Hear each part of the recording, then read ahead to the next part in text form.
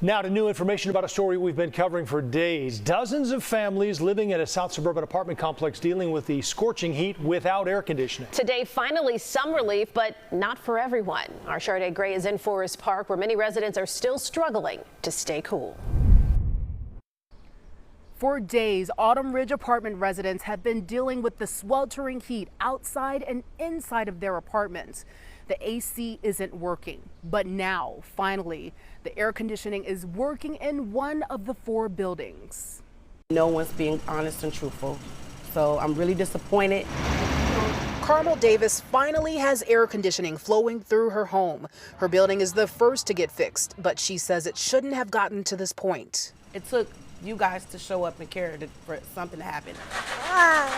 Yeah. But for Rashonda Curtis, she still doesn't have AC. It's like going into a sauna that hasn't fully baked, but it's well on its way. We visited Curtis and her family Monday. Her thermostat said 86. Today, 87 degrees. One fan was devoted to the family's 5-month-old baby, another to their dog. They've known about this issue well before the summer hit.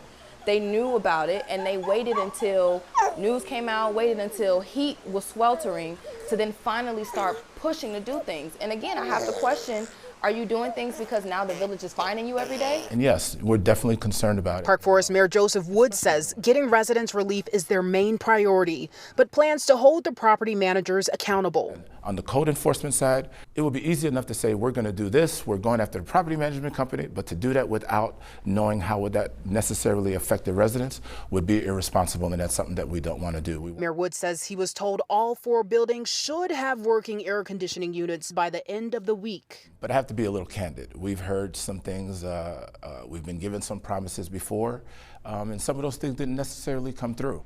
Mayor Woods wants to remind residents there are 2 cooling centers that are open during business hours, but the police station is open 24 hours as a cooling facility. Reporting in Park Forest, Shardaa Gray, CBS News, Chicago. It appears the property has transferred ownership several times over the last few years, making it difficult for the village and us to pinpoint who the real owners are. We will continue to try to get answers about why this has been going on so long.